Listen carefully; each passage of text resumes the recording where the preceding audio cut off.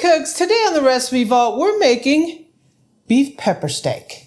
This is kind of a stir fry. We're going to be making it in the Le Creuset everyday pan. We're going to be having thinly sliced peppers, onions, with a little bit of sauce over rice. It's going to be fantastic. So welcome to the Amy Learns to Cook kitchen.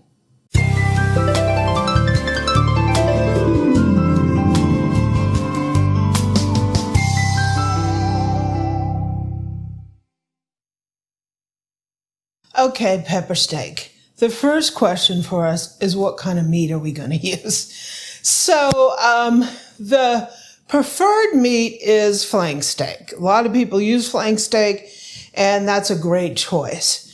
If you don't have flank steak, we live in a small town and our local store didn't have flank steak. You can use flat meat. You can use London broil. You can use something that's a round. You just don't want to use a chuck, and you really don't want to use anything that's like a super tender steak because it's just, you know, too expensive. So Eric recently went to our local grocery store and looked at the meat that they had, and this is what he came up with. So let's take a look at what he saw there. All right, we're at the beef section of our local supermarket, so let's see what they got here, right? So on sale for $4.49 a pound is top round London broil, which is an option. You can see that it's got some marbling, but not a whole lot. So it may not be that flavorful. It may dry out kind of easy if you're not careful with marinating it or something. This is another big piece, right? Crazy. We want to stay away from things like chuck roast. I mean, great meat, but not necessarily for what we're trying to do here. You know, they got cube beef, you know, yay, good for other dishes, but not for this. But this is some pop around. So, you know, it's also kind of cheap here, thin cut, yay. They got some more back here, yay. Still not what we want. They 't some strip steaks here, you know, it's like $9.99 a pound, but it's on sale for $8.99 a pound. Ooh. You can see some of this stuff doesn't really have a whole lot of marbling to it. So once again, it might run the risk of drying out. New York strip steaks, nice meat, but obviously a little more expensive. Not interested. Ribeyes, love ribeyes, but not for this. So I'm looking for, you know, flap meat, fajita meat. And after a lot of searching, I found a cut of beef. It's called beef strips for stir fry, and they've already cut it, I assume against the grain, which is what we need. You know, and it's about $8.49 a pound, which isn't bad. All the ones here are just under a pound, some smaller. What's interesting is it's called boneless beef stir fry, USDA choice. They won't even tell you what it came from, so that's kind of funny. But it's got some marbling. It's already cut. It's probably our best choice, but if you are trying to save some money, I'd probably go with the London broil. So we'll take this guy, right? So Eric, what was your experience over there at the store? Were you surprised that they didn't have flank steak? They didn't have flank, they didn't have flap. So any meat that I would use for, say, fajitas or, you know, Mexican type cooking, I couldn't find there. And this would have benefited from that because that's a good meat to use for these. Yeah, so it's funny that even our local Walmart didn't have any. He ended up getting this beef strips for stir fry. So this is already cut. So that just makes it convenient for us. It probably adds to the price, right? Anytime they touch the meat, it ain't free. $8.49 a pound. Rounds and London broil were cheaper. Yeah, you can get London. A lot of people use London broil. So what you want to do when you get the steak is you want to cut it like this. So you want it in thin strips.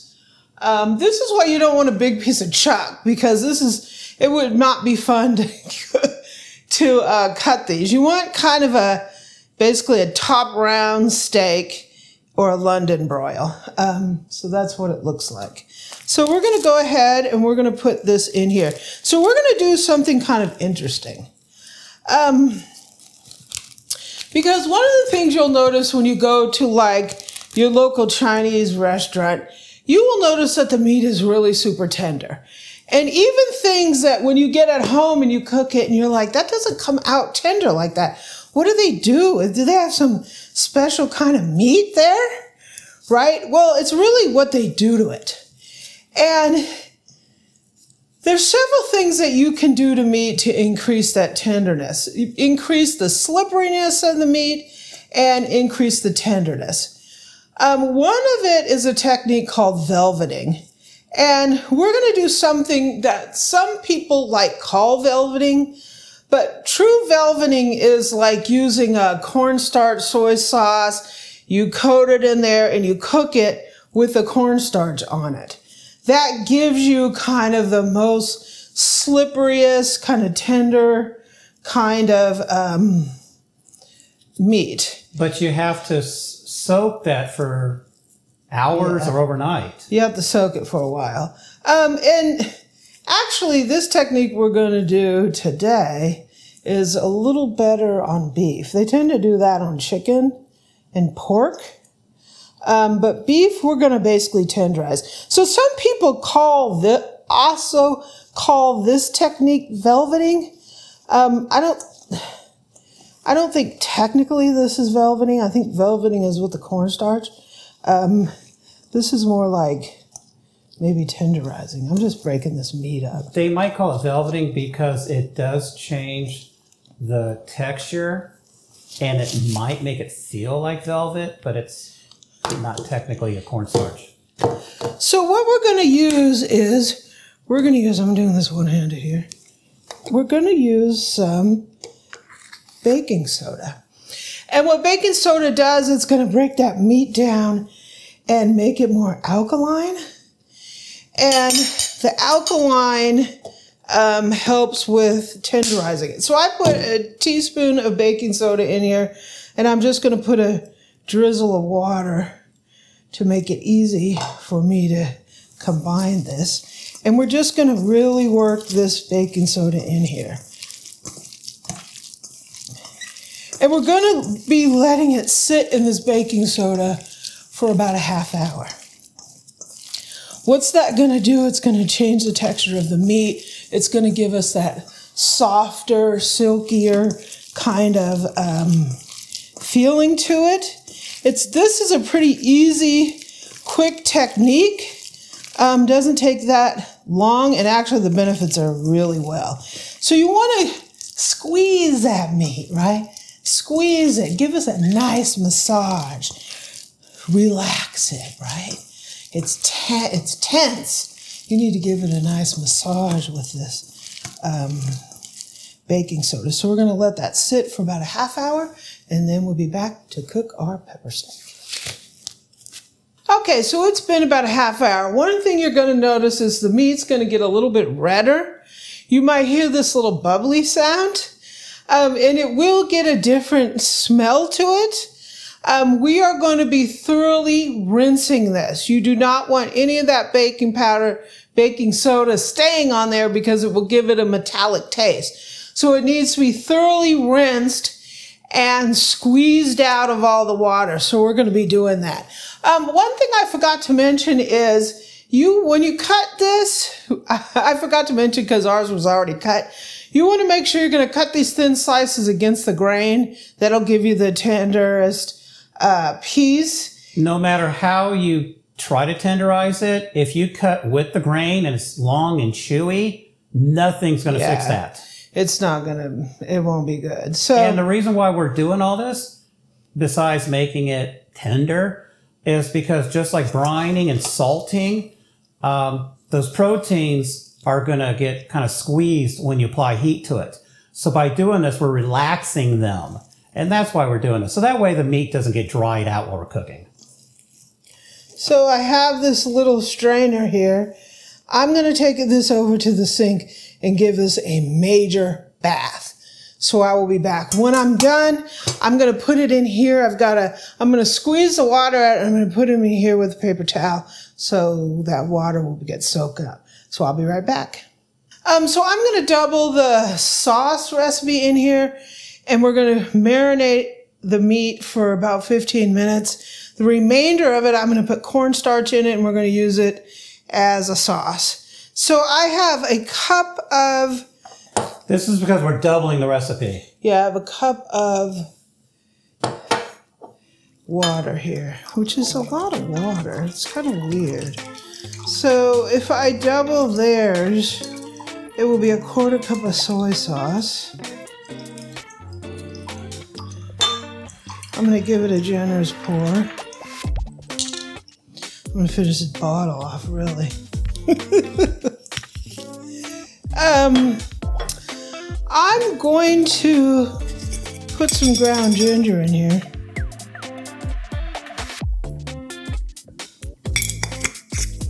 I'm going to put some fresh garlic. I sliced it.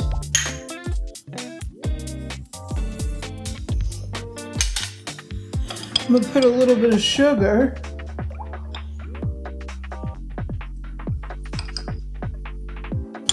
A little bit of sugar. I'm going to put, this is not in the recipe, but I'm going to put a little shot of sriracha in here, or 3. Probably wasn't sriracha around in the US then. Put some fresh cracked black pepper. I'm going to give that a little stir action. I'm going to take the meat. Okay, so I'm going to pour some of this in here.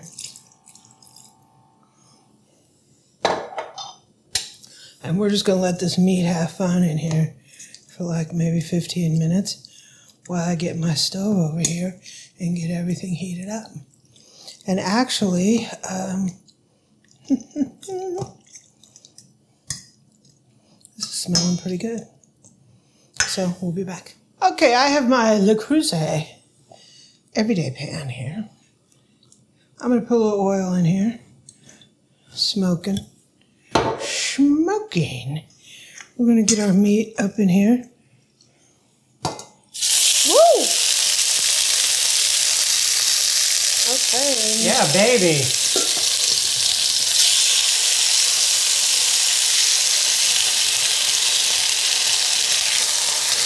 Okay.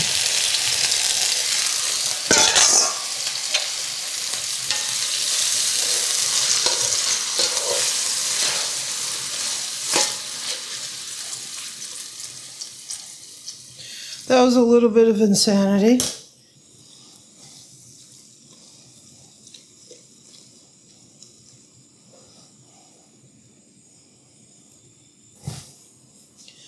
And we're just going to brown off this meat.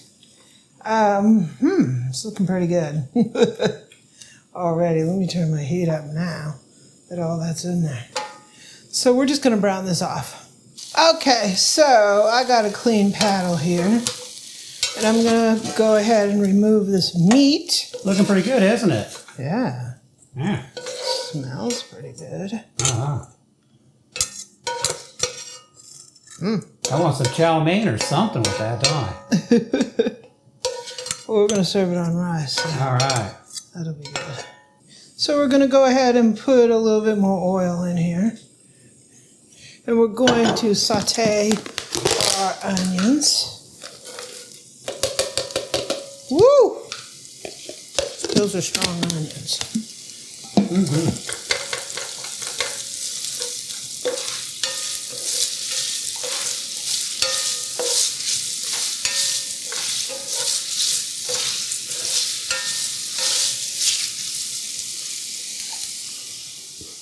Okay, just changing out my paddle here. And we're going to go ahead and just soften these onions up a little bit before we put the bell pepper in.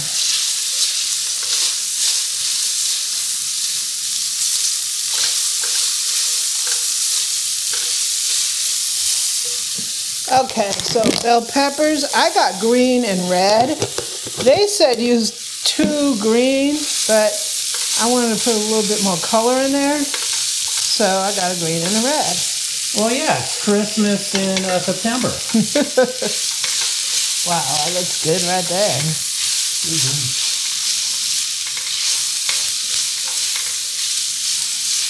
So it'd be kind of interesting to see how it tastes with this sauce. I don't know, I'm using their sauce, so we'll be the judge of that, right?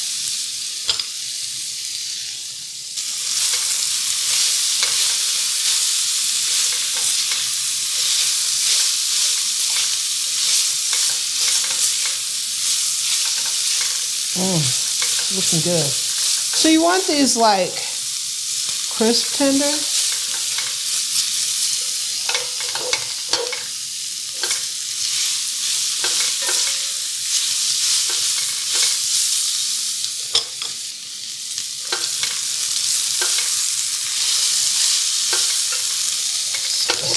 Smells good in here. Smells good, looks good. Smells like you're making fajitas or something. I know. I like got some tortillas. I could go for that. Okay, so we're going to go ahead and put our beef back in here.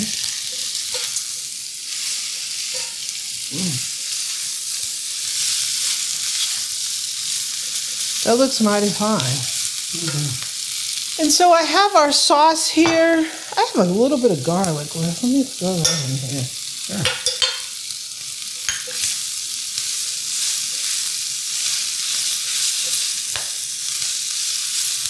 So I have our sauce in here.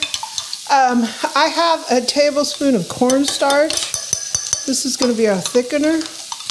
We'll go ahead and put that in there. So I have like a cup of the sauce, cup of the marinade left. And we're going to go ahead and put a tablespoon of cornstarch in here. We're going to go ahead and add that to the pot. I'm going to stir this up here. And as soon as that slurry sauce starts hitting that heat, it's going to thicken up and get glossy. I like glossy. See how glossy that is? Oh, man.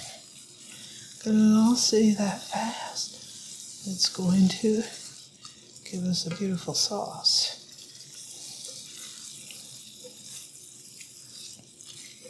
Wow, that looks amazing. See how glossy that looks? How glossy the beef looks? So let me get a plate for Eric to try this out and a little bit of rice. Okay, it's time to serve up some pepper steak. Okay, I cooked up some rice here in this rice cooker. I've had it sitting here for a little bit, so it's gotten a little stiff.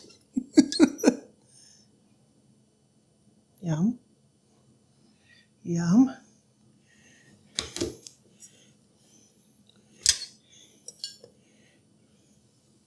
Yum.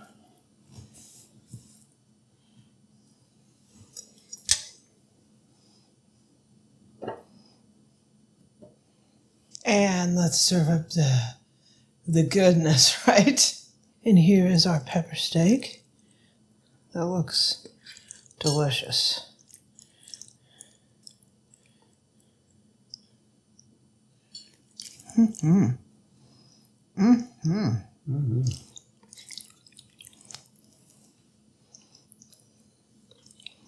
I gave you a big portion, Bill. Thank you, Bubba. Here's a fork for my Bill. There you go. Thank you.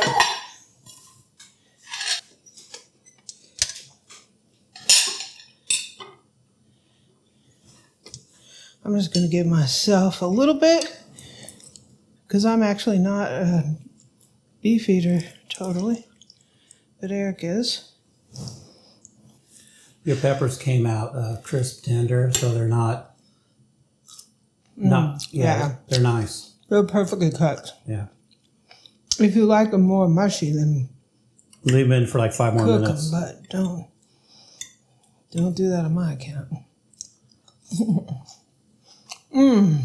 Really good. So what do you think about this whole baking soda thing?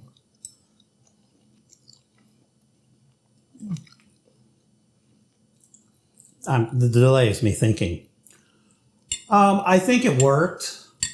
Could you just done salting instead, which is the dry version of brining?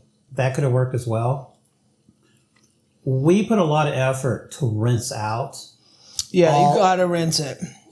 So the meat was really bright because of the baking soda, and then by the time we got done rinsing it out, it was pale pink. Mm-hmm. And then we went through a lot of paper towels, blotting it all up, so to get as much of that stuff out as possible. And I think it worked. The marinade, I think, may have helped. Some people talk about an aftertaste. Yeah. That marinade may have been a good cover-up, because if there was any flavor or smell, the marinade definitely helped. So the meat is tender. I'm going to flat out say that. Is it dry? No, not at all. It ran the risk of drying out with all that heat, but it came out very, you joke about, oh, it's slippery. It's a little slippery. Some people say it will give it a weird smell. No, I don't really see that. No. You don't know what people do, unfortunately, when they have comments. You don't know if they left stuff in because they didn't rinse it good enough. You don't know if they used too much baking soda. You don't know if they had baking soda in a marinade. You don't know what they did. Yeah. If you're sensitive, then don't do it. Use salt instead. Tasty. I'm off to finish this dinner. Yeah, that's pretty good. Thanks, Recipe Vault. Sorry for all the changes, but had to be done, right? Hope you enjoy. Thank you, Boo. You're welcome. Yum, yum. Hey, cooks. Today on the Recipe Vault, we're making pepper beef steak. Yeah, that didn't go well.